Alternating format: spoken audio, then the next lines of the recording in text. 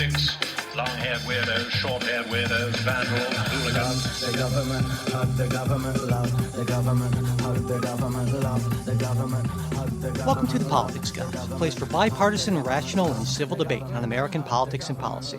I'm Michael Baranowski, a political scientist at Northern Kentucky University. Today I'm joined by Cleveland area attorney and Republican factotum Jay Carson. Hey, Jay. Morning, Mike. How are you doing this morning? Well, I'm in that pre-Christmas mode where I'm sort of vacillating between like the two stages of George Bailey, the one like ready to jump off the bridge and the other like running through the street shouting Merry Christmas. So Yeah. I'm not sure which one exactly is going to to carry the day, but we'll see. I hope the latter.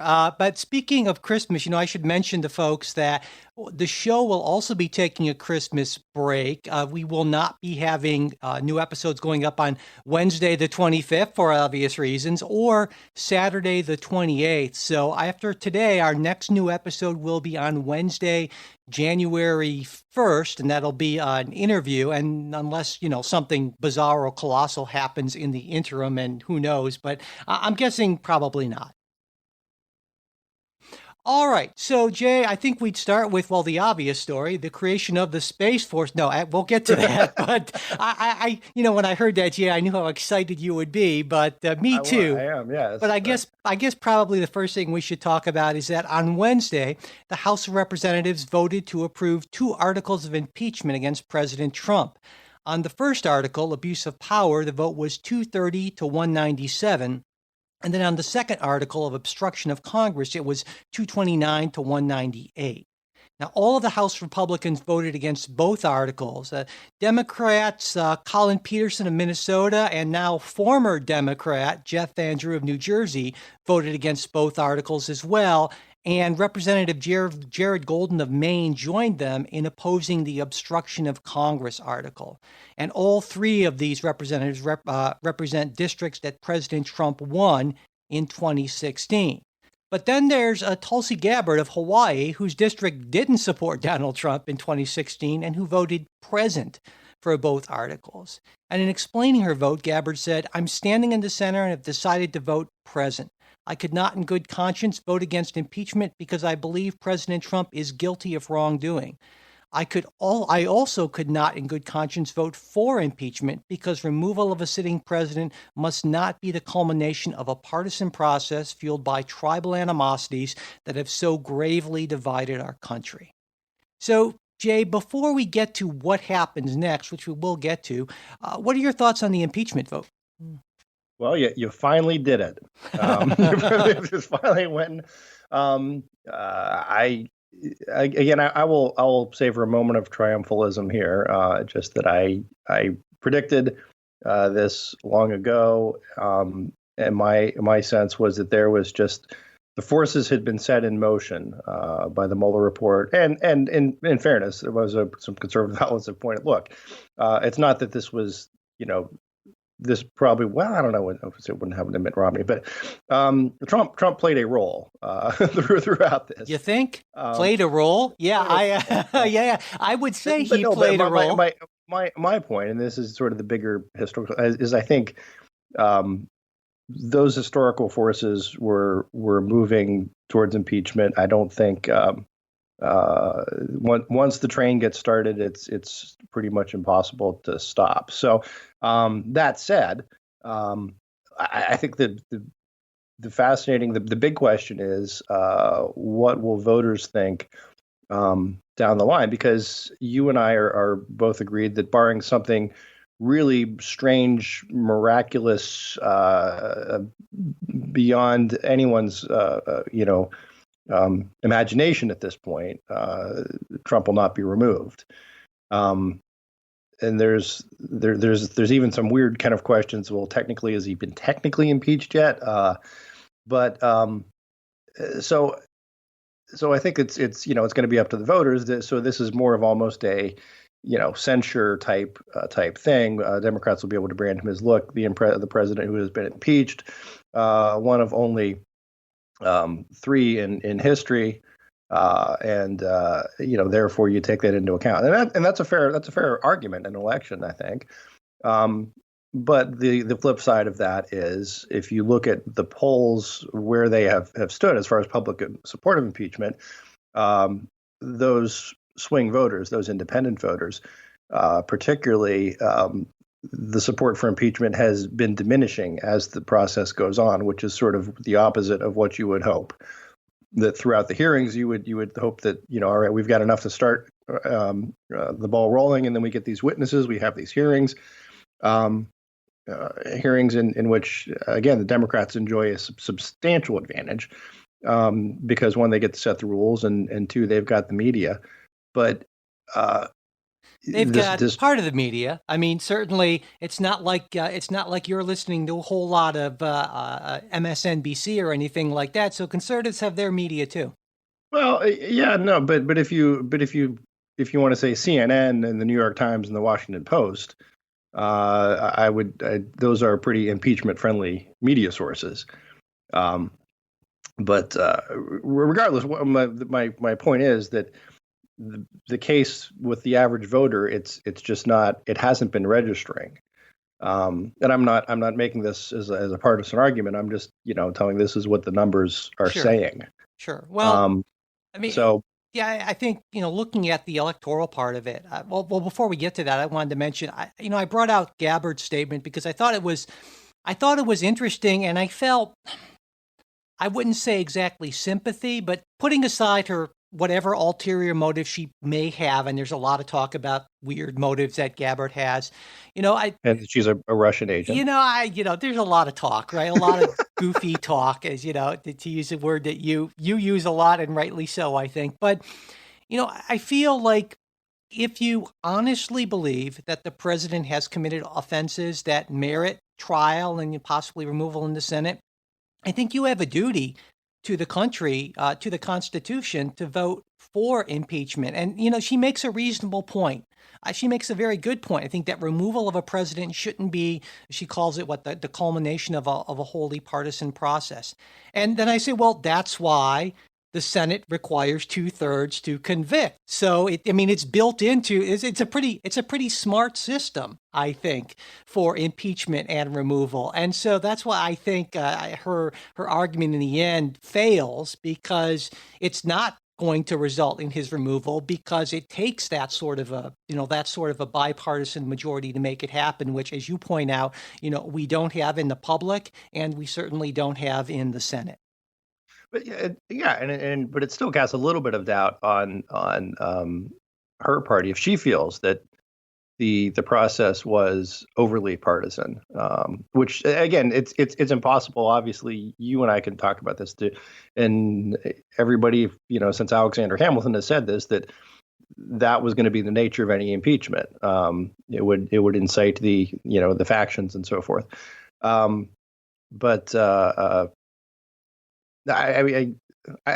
point with my thing with Tulsi Gabbard is I guess that I'm just not a big fan of the voting present.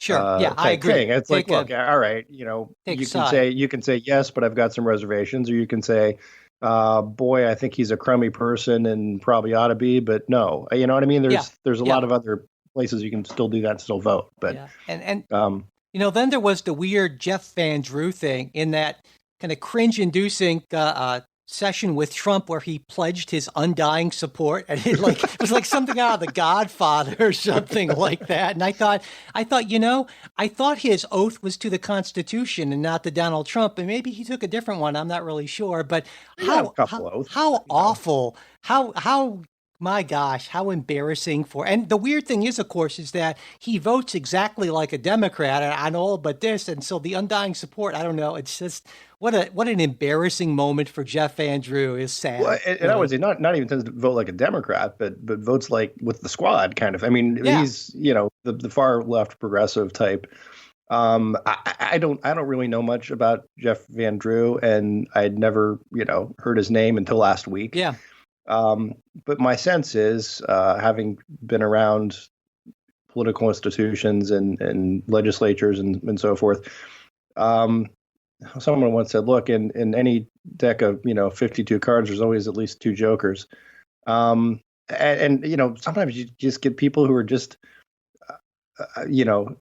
bizarre. Yeah, like the I think, president. yeah, well, no, I wouldn't disagree with you there, but right, that don't particularly have any set loyalties or just do Yeah. really strange things. So I mean, I think he's one of those. So I don't think you can necessarily chalk up the Jeff Drew thing to. I mean, it's not principled. No, you think? It's not. I don't even know if it's partisan. It's one.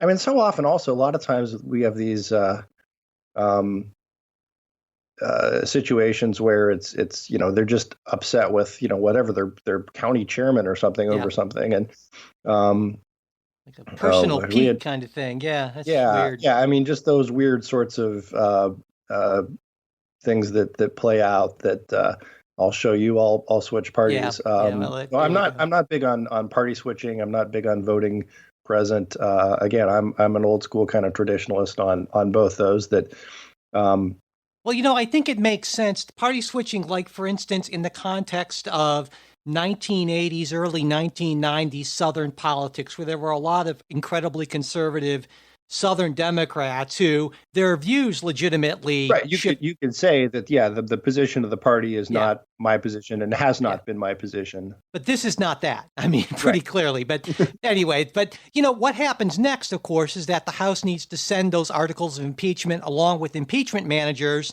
to present the case against President Trump to the Senate. But as you and I'm sure around to it yet. Yeah, Speaker Pelosi decided not to do that yet, and of course that means that we won't have anything happening until early January. And when President Clinton was tried, Senate Democrats and Republicans worked together on a process that every single member of the Senate supported. It was a unanimous consent thing. Now, I would say that seems very likely to happen this time around. And of course, there are a lot of Democrats who want multiple witnesses to be called, including Acting Chief of Staff Mick Mulvaney, former National Security Advisor John Bolton, whereas Republicans seem to want a quick process with few, if any, witnesses. And Mitch McConnell has publicly stated that he's working hand in hand with the White House on this, and he's demonstrated that, and that he has no intention of being an impartial juror, which a lot of folks on my side of the aisle feel is a clear and, brazen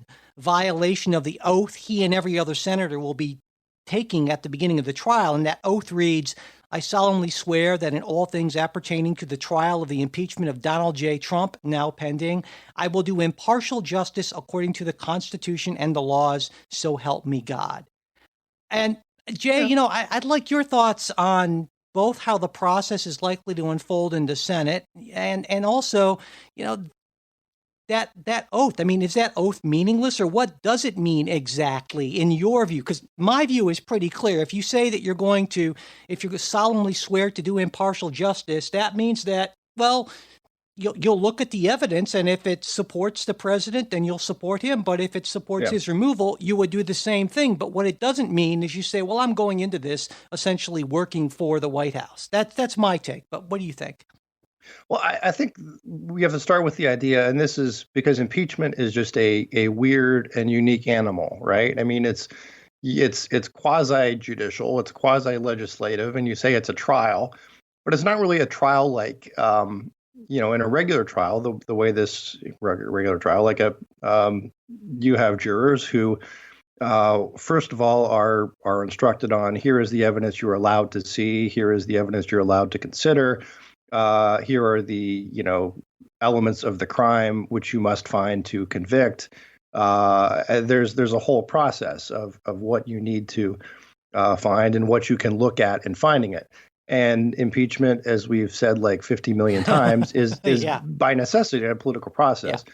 And it's also a matter of, I mean, it would be one thing for if you had someone who is going on trial for murder and you've got a prospective juror who said, look, I think the guy did it. Put me on the, I can't wait to convict the son of a bitch. Right. You would say, no, that guy seems to be not impartial. But in this case, it's also a matter of this evidence has been out there, right? It's floating. There's no way that it's a difficult thing to say, like, well, geez, I haven't made up my mind yet, right? I mean, that sort of strains credulity, right? And I understand that, but what McConnell said was not that. McConnell Right. just said that he would not be impartial. And it seems to Right. me Well, that I think he's sort of saying I've made up my mind. I mean, I think it is sort of a thing of look, I have looked at this impartially, and well, I've made up my mind that I understand I'm you're not reading into what he's saying, but his actual words just said, I am not impartial. And right. so if he would have said, based on the evidence, I've made up my mind, and if there's nothing new that I see, I don't see myself possibly changing my mind. But that's not what he's saying or doing at all. And so to me, That's why McConnell should have me writing his statements.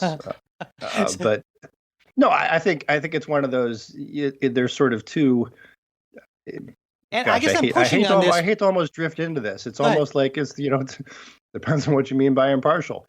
But I think it is sort of the word is being used in two different senses. One in the oath of I will be an impartial judge of the facts, and the other is I will not be partial as to where those facts may have led me already. Sure. Again, I can't get Yeah. inside of McConnell's mind, but that's my It would my be a sense. dark place, Jay. It would be a dark place. It would be awful. You know how Well, I feel about Mitch McConnell, but I but think anyway. I think he's saying, look, I've from what I've seen, I don't see this, and I think it was a whatever sham charges, flawed process, all that sort of stuff. So I That is that. I mean, that is the most charitable reading of it, and that's why I asked you, because of course my reading is just that it is in fact a clear and brazen violation of the oath he's going to be taking. But yeah, I wanted to get your take on that for just that reason. So, do you think that in terms, obviously, we're not going to have a unanimous consent agreement about the rules or about witnesses or anything like that? I mean, what's your sense of how that's going to shake out? Will it be completely partisan? Because I would think that McConnell would want to give enough concessions to at least pull over, a few Democratic senators. You'll get Joe Manchin. You'll get Joe Manchin. There will I don't know. I'm not privy to what the top secret plan is. My sense is that Senate Republicans, because Trump has said, "Oh, hell, I'll testify." Yeah. And Mitch McConnell has. I buy a ticket to that. Yeah. There is the sense that, and I get this because just from that type of situation, there is just the potential for stuff blowing up or just getting goofy. Sure. That's there, and you always just want to sort of minimize that to the extent you can. Also, I think McConnell has a decent argument in that. Look, you've had the opportunity to make the full record, and the record is sort of before us on this. And if the House had wanted to call other folks, they could have. They claim they were frustrated because of the claims of executive privilege, and look, you could have gone to court to do that, but it would have taken more time, and you might not have won. So you made your bed, now you got to lie in it. Yeah. I guess that's sort of, and there's also then the precedent of the Clinton impeachment was done purely on the record, essentially the Ken Starr report, and here are the facts that have been found. There was, I think, there were like a couple of limited depositions, but it was only a couple of weeks, really. So yeah, you're right. I mean, it was not. Yeah, but it wasn't live testimony on the floor of the Senate. Right. And there was I forget who, someone in the Wall Street Journal had said, can you imagine, if in that the Republicans had sought to call Monica Lewinsky? Yeah, testifying the well of the Senate. My God, would that have changed the equation dramatically? It may well have. Yeah.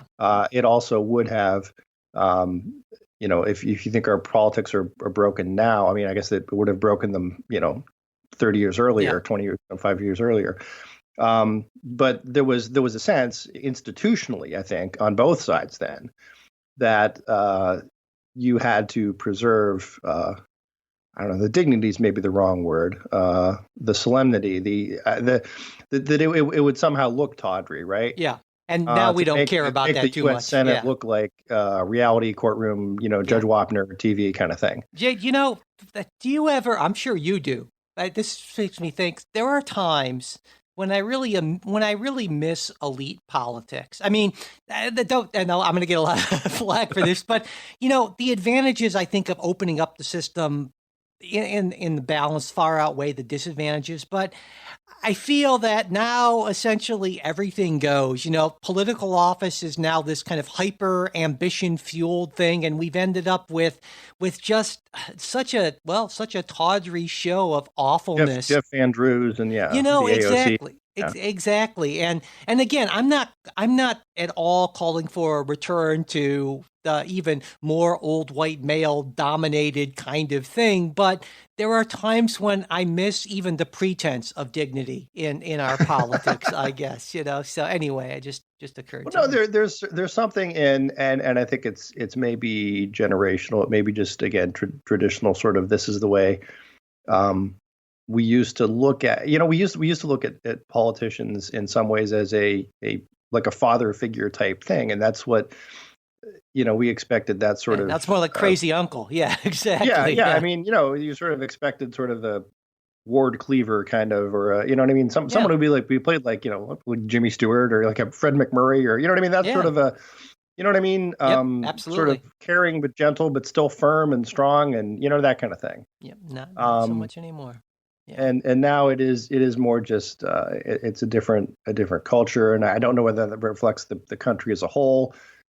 Changes in the media that could be a whole other show of like where did the dignity go? That might be a good like special we could do. Yeah, absolutely. Because that's like between that's like a Burkean thing too, right? It is absolutely. Because that's what we're complaining about is sort of the change of the traditional sort of. Look, we're not going to do that because that's just not what we do. Yeah. Sort of exactly, absolutely. Well, hey, I know we're going to be talking a lot more about this when we come back again in January. But for now, let's move on to another important story that was overshadowed a little bit this week. The second big story, and in a way, you could almost argue it was, I don't know, some people would say it's the first big story, but it was certainly overshadowed by the impeachment vote, understandably so. And last week, Trey and Ken discussed the Justice Department Inspector General's report, which found plenty of serious problems with the Crossfire Hurricane investigation into Russian involvement in the 2016 election, but no anti-Trump political bias. Now, this week, testifying before a Senate committee, Inspector General Michael Horowitz said that he was concerned that the FBI didn't reevaluate whether or not to continue investigating the Trump campaign after failing to uncover evidence of wrongdoing. Horowitz has also announced that as a result of what he found looking into this specific case, he'll be conducting an investigation to see if visa application issues are more widespread. And also this week, the presiding judge of the Foreign Intelligence Surveillance Court, Rosemary Collier, ordered the government to explain what the FBI will do in the future so that judges aren't being misled about the need for surveillance orders. And in her order, Judge Collier wrote, "The frequency with which representations made by FBI personnel turned out to be unsupported or contradicted by information in their possession, and with which they withheld information detrimental to their case, calls into question whether the information contained in other FBI applications is reliable." And her order requires the government to submit a statement describing what it has done and plans to do to ensure that the statement of facts in each FBI application accurately and completely reflects information possessed by the FBI that is material to any issue presented by the application. So this, I think, to me, is a pretty big deal. Jay, what do you think? This is a huge deal. I'm going to quibble a little bit with your description of the IG report, and I don't think you did this intentionally, but I think he didn't necessarily find that the Trump investigation was not motivated by political bias. I think the finding was there was evidence to support the opening of an investigation, right? That they passed that threshold. That it was not politically motivated at that level. But for these other mistakes, then he was sort of said, look, we asked for answers and really none were forthcoming. So I'm just quibbling with you a little bit there. But on the bigger picture, I think we agree. And I got to tell you, the FISA court does not issue public orders. And issuing a public order like this is a really big deal. And as a lawyer, if you get a court making those kind of orders about you, that typically and rightfully so could be a career-ending sort of thing. You don't go into here's the thing: you don't go into small claims court and misrepresent the facts. That again, if they drill this into you in the first week of law school that if you say your client signed the contract on Tuesday and it was in fact a Wednesday, well, you might as well just turn in your bar license. But I mean, there is this sort of fear of God that's instilled in you that you don't misrepresent information to the court, especially if you think you're going to get caught. Exactly. Well, and that's sort of and Judge Collier points out that really in this case there's what's called a heightened degree of candor. Because you're unlikely to get caught. Right, exactly. Because this isn't an adversarial process; it's an ex parte process, which means it's just the government gets to come in and say, "We've got this evidence, give us the warrant," and the court says, "Look, I got to take your word for it because there's no one on the other side to come in and say, look, they're full of it." But just maybe this will be useful for some listeners to give kind of a sense of what this court is. It was established in 1978. And how it works is that it is composed of 11 district judges, and they're chosen by the Chief Justice, and they have to come from at least 7 of the circuits. And then each of these judges sits for staggered 7-year terms, and they also at the same time still serve as a judge in whatever district they're taken from, essentially. Then there's this presiding judge who basically acts kind of like a chief judge of that court, right, which sort of rotates. Yeah, and then applications. If the government applies for this, a FISA warrant, then it's heard by a single judge, and by statute, the government can't ask another judge to consider an application if one judge has denied it, but they can call for review by the Foreign Intelligence Surveillance Court of Review, which is a 3-judge panel, again appointed by the Chief Justice that hears appeals basically to this. So that's sort of how the process is. And since it was established in 78, it's granted around 34,000 warrants, and it's denied 12. So that's a pretty good. But that sounds bad, but I think on one hand, you have to keep in mind that, of course, the government's not just going to come with any old thing, probably. Right. That's one thing. But that's what we'll find out. Yeah, exactly. But also, in many of these instances, I think around a quarter, that's the data I saw of these instances, is that the court grants the government less than it was asking for. So it's like a modified thing. You can do this, but you can't do that. But still, the larger point here, Jay, and this is the thing that this actually concerns me more than the Trump stuff in the end, if it's true, because of the secrecy involved, that this could be, this is like a serious civil liberties potentially, and this reminds me, not that I was old enough to remember it, but back in the 70s, when the intelligence community was, considered to be kind of running rampant, and we had this church committee. Didn't like the intelligence community. Yeah, there were a lot of restrictions put on it, and to me, I wonder, and I think a lot of civil libertarians feel the same way. If in the wake of 9/11, things just ratcheted up to the point where we need to kind of pull back, and the intelligence committee community has too much power, and that shouldn't be a partisan issue. This should concern everyone. Yeah, no, absolutely. And I would say that again, the difference with a secret, because you can get secret, warrants, essentially other warrants or wiretaps or even if it's just like domestic. Right. But there's a different showing, right? You have to show probable cause that a crime has been committed. As opposed to the FISA court, which, as I understand it, you can go in and say, listen, we may have some interesting intelligence stuff we may need to gather on this person. And so it's a different sort of thing. If you were to go in and say, I think, some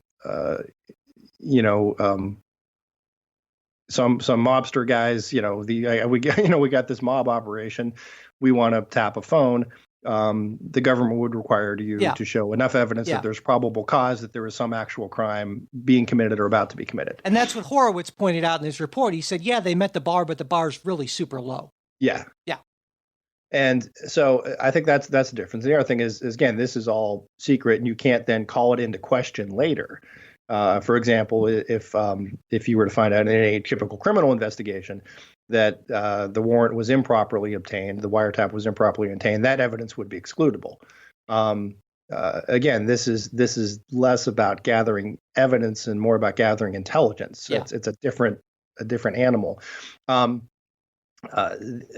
the second piece on the Horowitz thing, and this is what I think is going to be really a big deal, is his announcement of a new investigation into is this a systemic issue with FISA applications? Right. Because I think what you're going to find out, I can think of three scenarios. One seems the most unlikely scenario is that sometimes this happens, Yeah. right? Sometimes people get overexcited, make mistakes, or they're in a hurry or whatever. But every once in a while, this happens. The second thing would be the second two scenarios are both very concerning. Second scenario is one where this always happens, or this happens a whole lot, which again is really just that troubling that the FBI routinely will misrepresent things in ex parte communications to spy on people. And again, this isn't a law enforcement thing. This is a spying thing. That's really troubling from a civil liberties standpoint.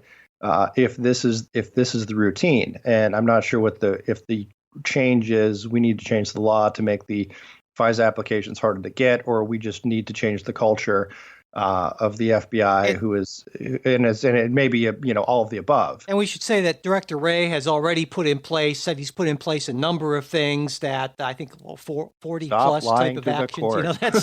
That would be a good one. Yeah, certainly. But there's that, and there's also the Durham investigation, which the results of that should be coming out in the spring. Well, hold on, I didn't get to the third scenario. Oh, go ahead. Sorry about that. The third possible scenario, it happens sometimes. Mm-hmm. Just because of the human error and human fallibility. 2, it happens all the time. Or 3, it only happened this time. And that is also going to raise a lot of really troubling concerns. Yeah, absolutely. Look, the FBI is super professional. They do a great job. They're always on top of things. But when it came to this one, which may be the biggest investigation in the history of the FBI, well, we really dropped the ball here. And that's why I think it's important to, we should consider both, because the Durham investigation, of course, is just focused on the Trump stuff. Right. And this one particular case. And that's why I think the Horowitz investigation, the new one, is so important, because that'll give us much more of an answer to that question. Because I agree with you. If the FBI seems to be perfectly fine in almost every instance, but in this one case, that would raise a lot of very important questions. And now there are a couple ways to look at this. One is that this was driven by anti-Trump bias. The other is that, well, there are some hugely ambitious people in the FBI who said, oh my God, we've got a campaign working with the Russians potentially. We need to go after this hard.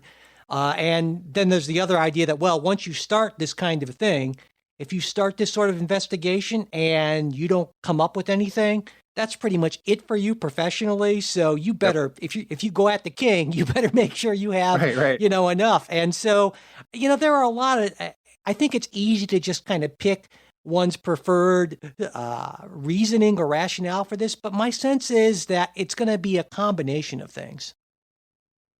Okay. But anyway, and again, I'm sure we'll have more on that. But I knew Can I throw one in more again? More, please do. One more piece of triumphalism on my part, and that is so much of I think what the Horowitz report shows, because it's one of these. It was kind of unfair to Will and Ken, or Trey and Ken. I'm sorry. Last week, just because this is one of those things like, sometimes like you see a movie and like you walk out of the theater and you think one thing and sort of like the next day you're like, wait a minute. You know what I mean? It's sort of the Horowitz report is like that.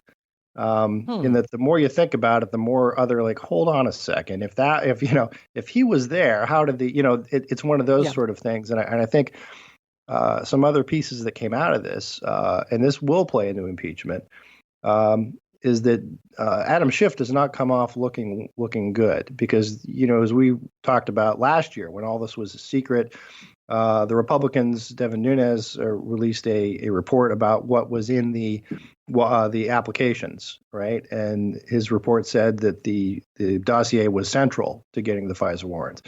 And Schiff's, no. Come on, it was just a little piece of the bigger mosaic. And we've got credible evidence and all this, and that story has sort of falls apart, and I think it does cast somewhat of a shadow over Schiff's committee and the stuff that he did in the impeachment investigation. Well, I would disagree to a certain extent. I mean, there are a couple ways to read this, obviously, and to me, it certainly weakens the case a little bit, but I think that Horowitz's conclusion was correct, that there still was enough, but there are some important issues. So enough to start an investigation, enough to do a FISA warrant. Plainly not enough for that. Well, I don't. And the idea that the FISA warrant, again, what Nunes reported was the FISA warrant was supported pretty much entirely by the dossier. No, that's not accurate, actually. Oh, that's just factually inaccurate. But like I said, again, we will hear more. I'll leave it to Horowitz. Read the Horowitz report. Okay. Not you. I'm saying everybody. No, yeah, that's absolutely. Okay. Before we move on, we just want to thank Paul, a former Patreon supporter who is now back with us. And he wrote, I caught the Jacob Hacker podcast. It seems like the old days I liked so much. I'm back. So thanks, Paul. And that was Jay. You remember that was the first days, one. Yeah, where we did the after interview thing. And I really enjoy doing that. In fact, after we're doing another one. Yeah, we're gonna do another one. So that's our thing now. So Paul, we're glad to have you back. And whether you would like to come back or you've just never been a supporter at all, if you become a monthly sustaining supporter of the show through Patreon, you get access to our weekly bonus show and a bunch of other things we put together for supporters at various levels. To check it all out, just go to patreon.com/politicsguys, or you can just go to politicsguys.com/support. Thank you so much. All right, moving on. Don't call it a comeback, because I've never been gone. Yeah. All right, last year, a federal budget impasse due, mainly to President Trump's desire for more border wall funding that Congress was not prepared to authorize, led to a 35-day partial government shutdown. Now, there won't be a repeat of that this year, thanks to a nearly $1.4 trillion fiscal year 2020 spending deal that passed with large bipartisan majorities in both the House and the Senate, and that President Trump just recently signed. Now, the budget has all sorts of stuff in it. I mean, how could it not? It's $1.4 trillion, right? Including $1.4 billion for border wall construction, a 3.1% pay increase for civilian and military personnel, 12 weeks of paid parental leave for federal workers, $25 million for gun violence research, and the creation of, Jay? Space Force. There you go. We need to do an echo effect on that. A sixth branch of the military, yes, and it received $40 million in funding, and finally, for the 12th straight year, a pay freeze for members of Congress. So, Jay, what do you think about this massive budget? I'm not a fan of massive budgets. As you might expect, this may be it's a political compromise. It's the best we can do. Conservatives, like myself, obviously, are not happy about the Trump, and this was expected, right? That no one expected Trump to be a fiscal conservative when he took office, much as George W. Bush was not the answer to a fiscal conservative maiden's prayers. But it's there's a mixed bag, and 1.1 billion on wall funding. Oh, great! I think that's probably a good thing on balance. Space Force, who doesn't love the Space Force? Well, the Air Force doesn't love it, of course, because it's basically coming out of them. But that's okay, because I've always, I have my own ideas about the Air Force being a Marine, but there's another story.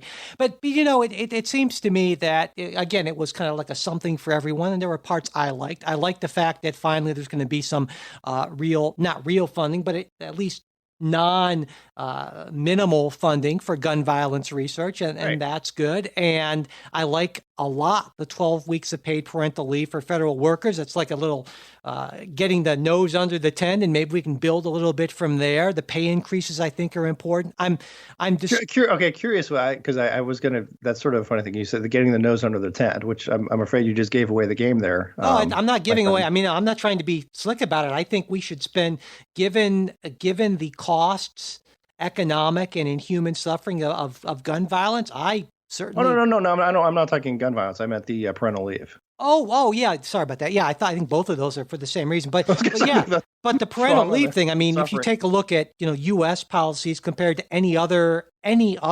Literally any other advanced country in the world, rich country in the world, I mean, our policies are just way far behind. So this is a much more limited type of leave thing than all of our comparison countries, to the extent that you can compare to the United States, of course, are. But it's a move in the right direction. And, of course, there are some a lot of private firms big companies that will give a certain amount of this, but in all other countries, it is a mandated type of thing. And I think that's an important thing, and I'd like to see an expansion. That's what I was waiting for you to say. Yeah, absolutely mandated. Yeah, no, because again, to me, I look at it as the federal government as an employer chooses to give these benefits to employees. So be it. Yeah. Likewise, if a private employer chooses to give the benefits or not, that's up to them. And, you can make your decision on who you want to work for. So I get it. No, and I understand the argument. My point is, I was trying to draw the line between, there's a distinction between saying, and this is often, I think so often you and I disagree, that the liberal impulse is to say, this is a good idea, therefore, this is a good idea for us, therefore it must be mandatory. Therefore, we need to make everybody do it. Right. And I think that's just, Well, and I would say one of the advantages of doing it this way is, of expanding it, at least with certain restrictions, like, like a size. You'll show it's not that onerous. No, companies above like X number of employees, that sort of thing. Because I recognize that if you're like some, little mom and pop type store, you just can't afford that sort of thing. I get that. And we don't want to. The big companies, if they have the government impose it on everyone else, well, that sort of. Well, if it is imposed, if it's imposed across the board, then it essentially levels the playing field in that sense. And so I think that can be seen as a positive thing. But we're not there yet. Right. I hope we will get there. Now, a couple of things I wanted to point out is, right now, I went to the Debt Clock, which is a fascinating website or app, spinning wildly, right? Our national debt is now just over $90 trillion? $23 trillion. But that's not really the way to look at it. The way to look at it, the best way to look at it is our debt to GDP ratio, right? Because debt is only important to the extent that you don't have money to pay it. Exactly. Yeah. In 2000, our debt to GDP ratio was 55.2%. Today, it's 106.7%. And so, on the one hand, you look at that, it's like, wow, that seems like a lot. But then I looked at current Treasury yields, and the 20-year yield is just at 2.15%. So pretty clearly, everyone's still very happy to loan us money for long term at very low rates. So this isn't an issue yet. And obviously, there are a lot of fiscal conservatives who say that, well, it will be at some point, certainly. Right. And you could say we are able to refinance a lot of stuff on more favorable terms. Yeah. It's sort of like you have your high interest credit cards, and then you're able to refinance them into, like a home equity or something like that. So like, look, you technically have more debt, but you're paying less interest and so forth. Yeah. And as long as your creditors are willing to loan you this money at super low rates, as long as you don't blow it on, I don't know, like beer and, Space Forces. Yeah, whatever. No, I don't know. But I still think, and this is my fiscal conservative coming up, I still think at some point there will be a reckoning, and I only hope it's a soft reckoning, meaning that just a gradual increase of our cost of lending, so that we're sort of gradually forced into changing our ways. And of course, there's a lot more apocalyptic looked at it, saying that we're just going to fall off some sort of a fiscal cliff. And let's hope it's not that. But I am not a big fan of this budget. Certainly, I would like to see, if we're going to spend this amount of money, I would like to see it accompanied by some reasonable tax increases. And I know you don't feel that way at all. That's fantastic. Right. I know for you, it's an oxymoron, reasonable tax. No, increase. it's just one of those. I thought where you were going with the I disagree with this budget because it's spending too much. It's spending irresponsibly. Much. You know. I mean, I want to raise your taxes. Okay. Well, yeah, I will not. Appreciate. No, it's an honest position. So it's you can disagree with that, but it's certainly a more responsible position than just saying, well, let's just borrow the money from the Chinese and we'll figure it out, later, basically. And I know we both agree that that's not very responsible. Not at all. Not at all. Okay, moving on. The House of Representatives this week overwhelmingly approved the USMCA trade agreement, or as I like to call it, and my Kimberly and I like to call it this, CAMU. I think that's a much better, that fits with you fancy pants leftist intellectuals. There you go. So I'm trying to make that happen. So just think of it as CAMU. Anyway, by a vote of 385 to 41, and that sends the legislation to the Senate for, I would say, pretty certain approval sometime in January. Now, Democrats were initially opposed, but they were able to negotiate for certain changes like tougher labor standards in Mexico, quicker dispute resolution, higher environmental standards, and cutting this crony capitalism giveaway to pharmaceutical companies that would have extended the current 5-year period of drug exclusivity to a full decade for that biologics class of drugs. And the deal still didn't go far enough for some progressive Democrats like Bernie Sanders, who said he'll be voting against it when it comes to the Senate. And, there were some free trade Republicans who felt that it went too far.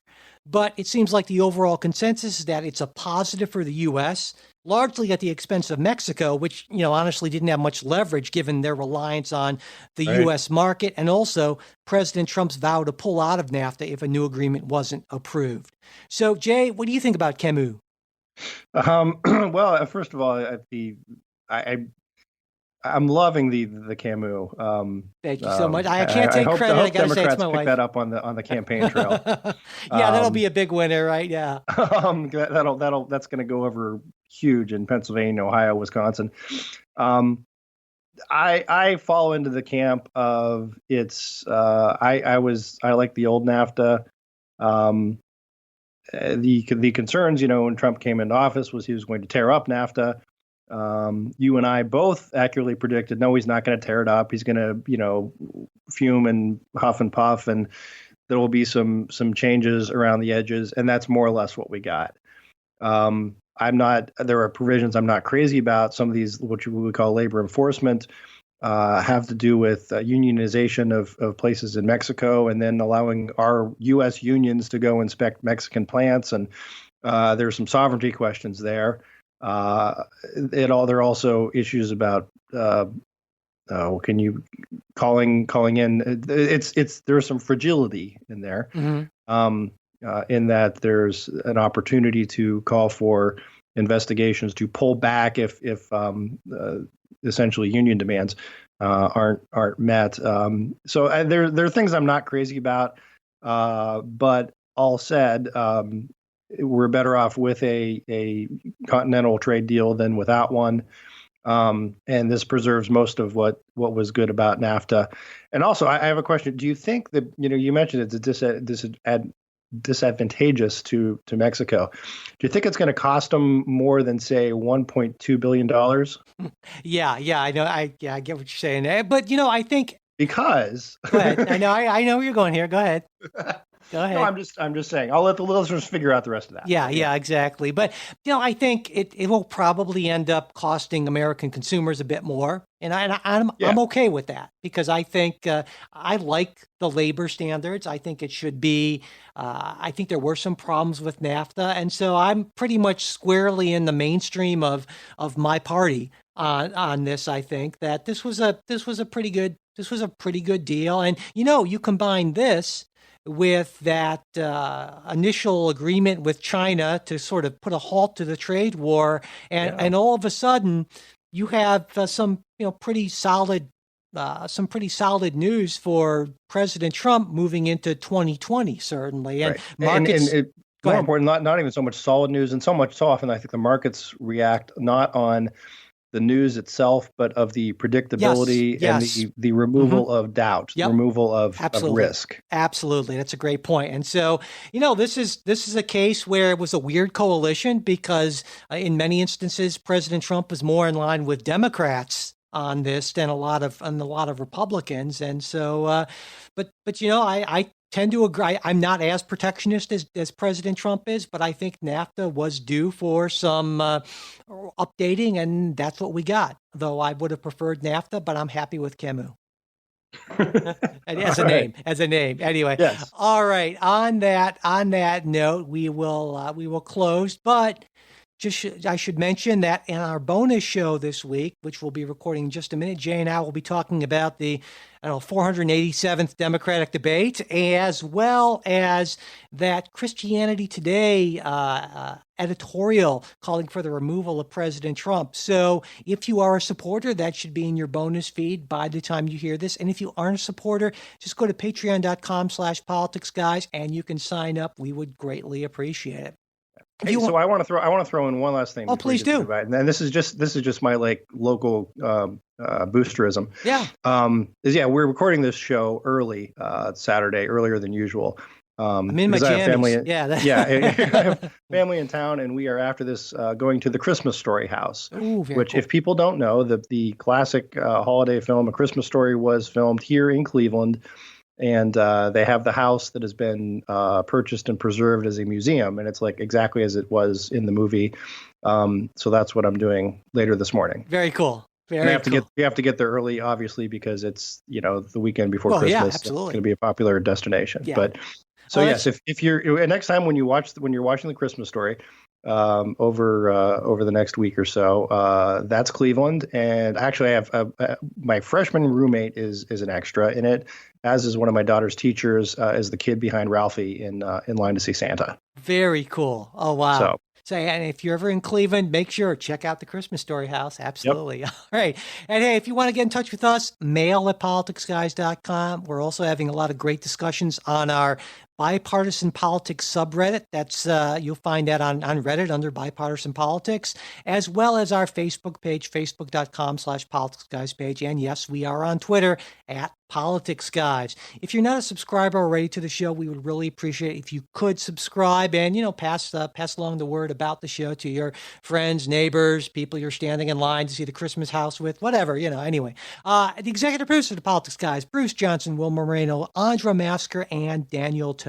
Today's show is produced by me, Michael Baranowski.